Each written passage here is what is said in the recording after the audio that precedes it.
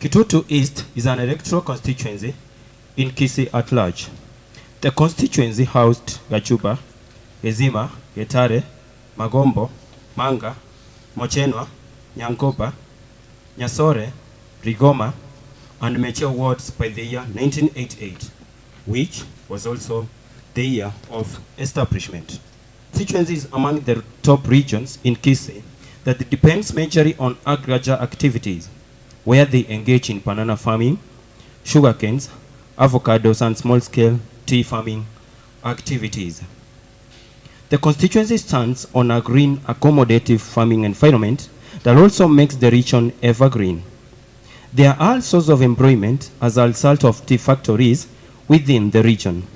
At the rest, residents are prone to entrepreneurship activities and they are able to meet some basic needs.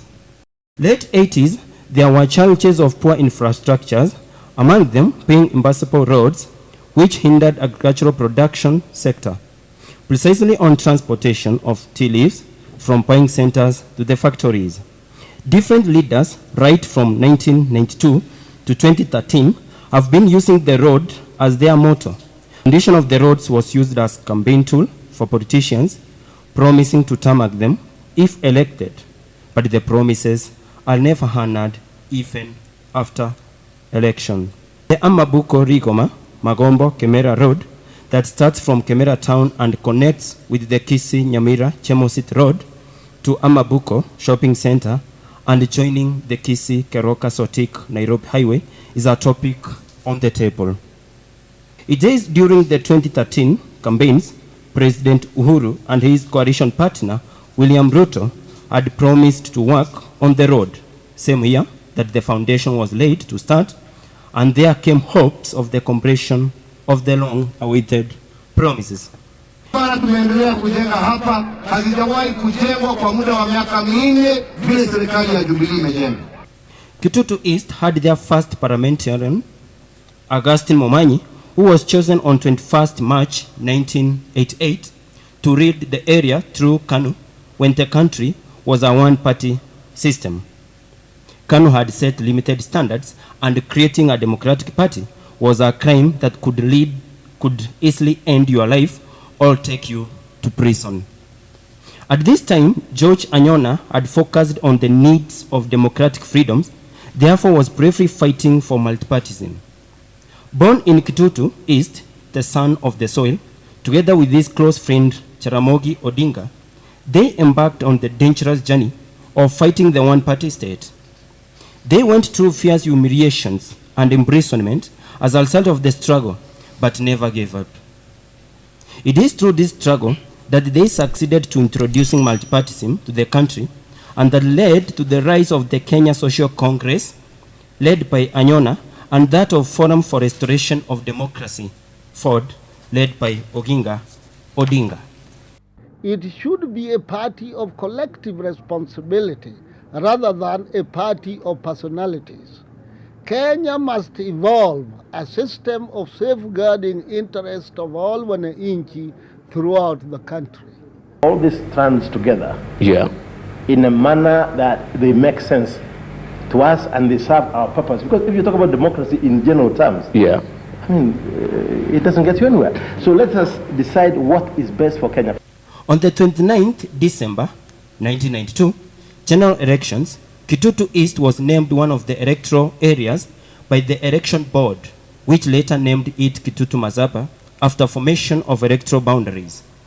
Anyona went to the ballot with the KSC, that is Kenya Social Congress, a party that he had formed earlier.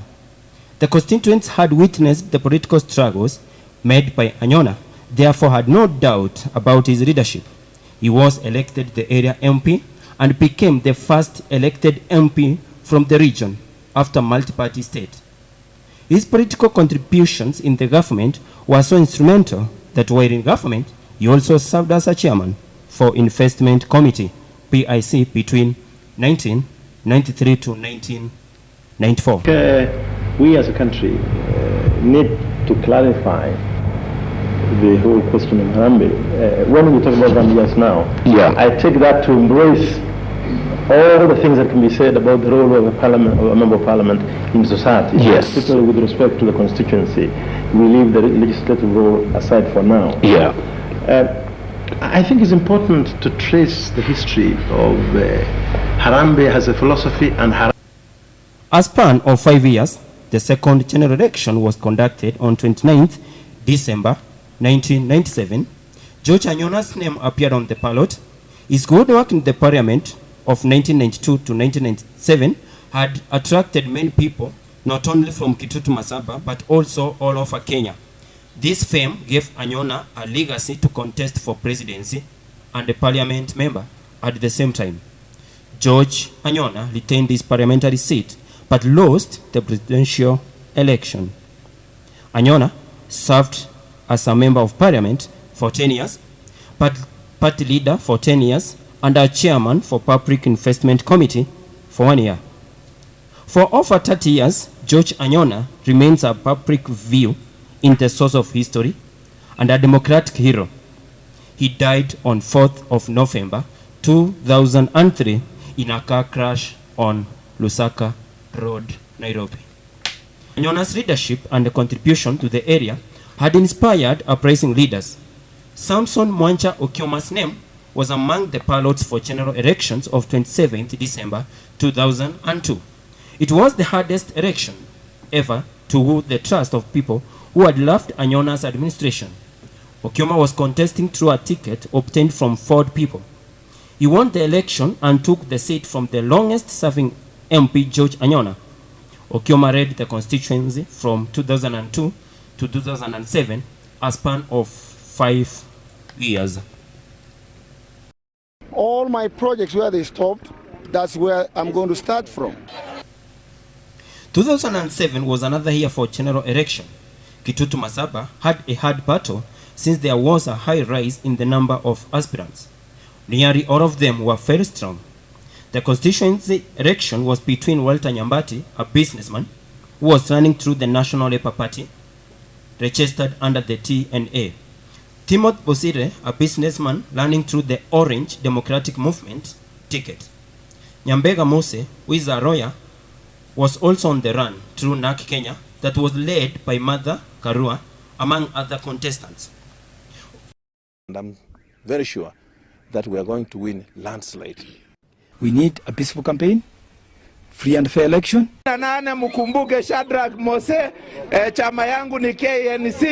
It was the most competitive election since the electorates were in need of a leader who could address their needs, including poor roads, networks, and earnings from the tea leaves. Walter Nyambati Osepe took their trust and was elected the 4th area MP on the elections of 2017-2007. Nyambati embarked on fulfilling the manifestos to the people. His efforts of transforming KITUTU Masaba were noticed and was given another seat in parliament to deputize the Parliamentary Service Commission. Nyambati served the 2 government positions for about 4 years when his leadership started to face challenges. We need much more than the payment of taxes. We're heading into general elections, and you can now begin to see some of the developments happening. Timothy Bosire, his long-lasting political opponent, challenged his leadership through a petition that was filed by Omiti, who was Timothy's chief agent. Omiti filed a petition in Kisii law courts to challenge Nyambati's election. His lawyer, Otiende Amolo, claimed that the elections were made with irregularities, where Form 16A that was used for declaration of results was computer generated.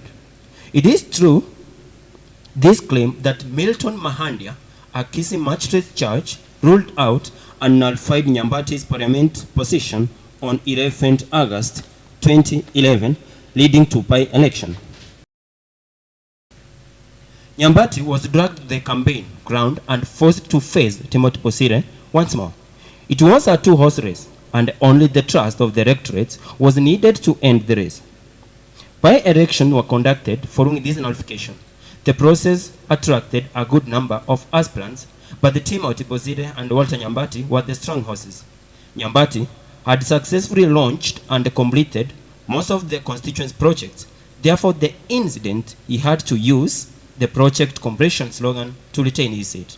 Nyambati was re-elected and completed his 5 term of 2007 to 2012 span of 5 years. Provisional results that we have, the winner is Mr. Honorable Nyambati of PNU. As far as the report I have received from KITUTU Masaba is that actually, as we are speaking now, the losers have considered defeat. The losers, all of them, have considered defeat, and actually Walter Nyambati is now giving his victory speech in the hall. Walter Nyambati, who had served as the area MP from 2007 to 2012, was on the ground to seek for the next term in office. Timothy Bosire, a businessman who had thrown Nyambati from the office through a petition, was also set to face him again through the ODM ticket. Mwanja Okioma, an agricultural expert and a former area MP between 2002 to 2007, could not miss in action after a long period of silence from KITUTU polls with a long-time retained for the people ticket.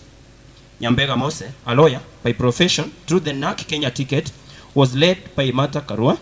Shadrach Mose, lawyer by profession through Kenya National Congress, led by Peter Kenneth. Youthful aspirants were not also left behind, as Alex Apoko, alias Rington, a gospel musician, also appeared on the ballot through Fichana Progressive Party. The race seemed to be very competitive, since majority of the aspirants were strong politically and almost shared the manifesto. Najua tumefanya maendeleo katika mashule yetu, katika mambo ya stima, katika mambo ya divisions, locations, kila kitu. Mkulima ameteseka, mkulima ameumia, lazima kombolewe kutoka hapo. Ili tupate parapara nzuri, mambo ya mashule, mambo ya mahospitali, stima siende kwa kila sehemu mashule. The vision for resource centers throughout the constituency. Kura tunapiga si za presidential. KITUTU Masaba had poor roads, school infrastructures, and poor pay and management of tea production. This was the campaigning tool that the aspirants shared in common, both of them promising to transform the tea farming sector. It was a campaign of blame game, which claims that those in offices misused funds and never worked on the condition of the constituency. Kini wakulima wetu wana shida nyingi sana, na tungependa kuchukua uongozi ili tuwasaidie. Angalia mambo ya chai siku hizi. Ukienda tea buying center, mkulima ameteseka, mkulima ameumia, lazima kombolewe kutoka hapo. Timothy Bosire had always approached the seat in previous election results. He was one of the strong horses that competed with winners. Timothy won the trust of Omogetutu Masaba and was elected the 5th KITUTU Masaba member of parliament. He took the office and ruled for a term of 5 years from 2013 to 2017.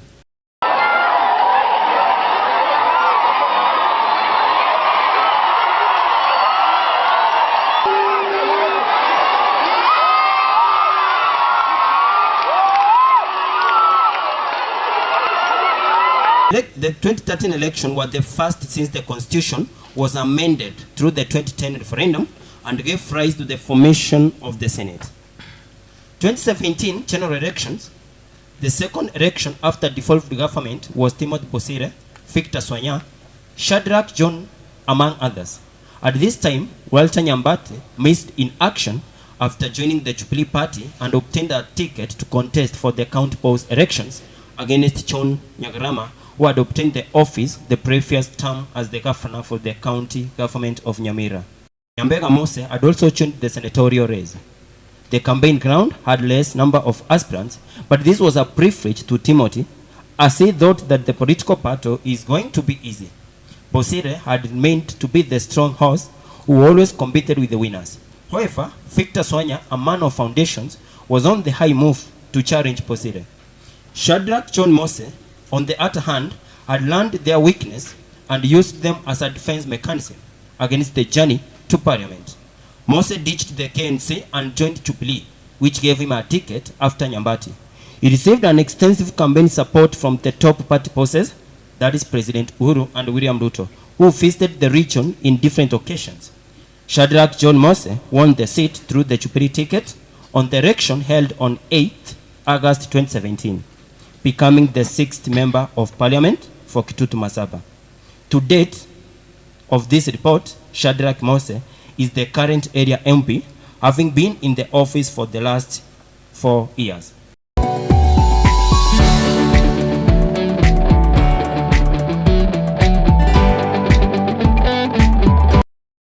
The facts about Kitutu Masaba that people need to know.